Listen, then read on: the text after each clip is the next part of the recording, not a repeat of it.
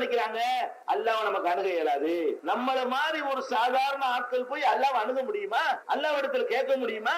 அதனால அல்லாஹ்வுக்கு நெருக்கமா நடந்தவங்க யாரு என்று பார்த்து அவங்க வழியா செய்தியை கொண்டு போறோம். நாங்க ஒழுங்கா சொல்லுவல, நோன்பு வைக்கல, நாங்க எல்லாம் கேட்டா அல்லாஹ் தருவானா? அதுக்கு சில நல்ல ஆட்களை வச்சு கேட்க வேண்டியிருக்கு. அவங்க நல்ல மக்கள், அவங்கள வச்சு கேட்டா அல்லாஹ் தந்துருவான் அப்படின்னு சொன்ன உடனே நமக்கு நியாயமா கரெக்ட் தானது என்று நம்ம நியாயப்படுத்தி கொண்டிருக்கிறோம். இப்படி நினைப்பதற்கு நமக்கு மார்க்கத்தில் அனுமதி இருக்குதா? திருமலை குர்ஆனை திரட்டுங்க. அல்லாஹ் என்ன சொல்றான் தெரியுமா?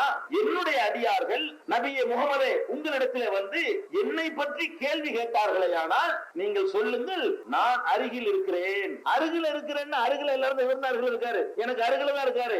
அருகில் இருந்தா மட்டும் பத்தாது, அழைப்பவனுடைய அழைப்பிற்கு நான் பதில் தருவதற்கு அருகில் இருக்கிறேன். அருகில இருக்கிறேன், எவன் வேண்டாம் கேளு, நான் தீர்த்து வைக்க நான் இருக்கிறேன். எனவே என்னிடத்திலே அவர்கள் பிரார்த்தனை செய்யட்டும், என்னை அவர்கள் நம்பட்டும், லஅல்லஹும் யர்ஷுதூன், அப்போதுதான் அவர்கள் நேர்வழி பெறுவார்கள் என்று திருமறை குர்ஆன் சொல்கிறது. இது என்ன நமக்கு விளங்குறது? அல்லாஹ் கிட்ட இருக்கிறான், பதில் தர காத்திருக்கிறான், அவன்கிட்ட மட்டும்தான் கேட்கணும், அதுதான் நேர்வழி.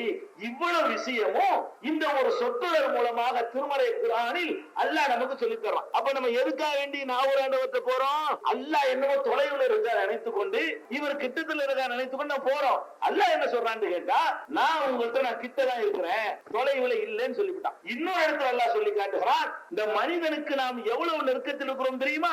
அவனுடைய பிடரி நரம்பை விட நெருக்கத்தில் இருக்கிறோம். இவ்வளவு கிட்டத்துல அல்லாஹ் இருக்கக்கூடிய நேரத்துல நீ எதுக்கு நாகூரார போய் கூப்பிடுற? நாகூர்ல அடங்கி இருக்கிறாரு, அதுக்கு நீ 400 கிலோமீட்டர் பிரயாணம் பண்ணி போகணும். பகதாதுல அடங்கி இருக்கிறாரு, அதுக்கு பல ஆயிரம் மைல் நிக்கிற பயணம் செஞ்சு போகணும். அஜ்மீர்ல அடங்கி இருக்கிறாரு, அதுக்கு ரொம்ப ரிஸ்க் எடுத்து போகணும். அல்லாட்ட போறதுக்கு இருந்த இடத்துலயே இருங்க, கொஞ்சம் அல்லாட்ட கேட்க வேண்டி இருக்குது. அதுக்கு பஸ் எந்த பஸ்ல போகணும்னு கேட்பீங்களா? அல்லாட்ட கேட்கறது கேளு, அங்க இருந்து கேளு, இங்க இருந்து கேளு, எங்க இருந்து வேண்டாலும் கேளு.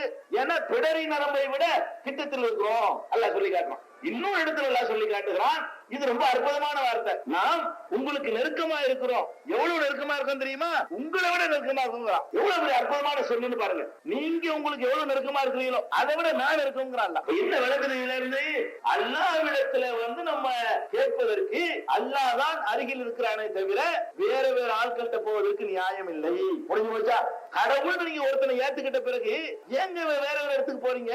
அவன் தான் உங்களுக்கு கிட்ட இருக்கானே, அருகில் இருக்கிறானே, பிடரி நரம்பை விட கிட்ட இருக்கிறானே, கேட்டா பதில் சொல்ல காத்துக்கிட்டு இருக்கிறானே. அப்ப அல்லாஹ் வந்து ஃபர்ஸ்ட் நம்ம விளங்க வேண்டிய விஷயம் என்ன? அல்லாஹ் வந்து அருகில் இருக்கிறான், அதை விளங்கிக்கணும்.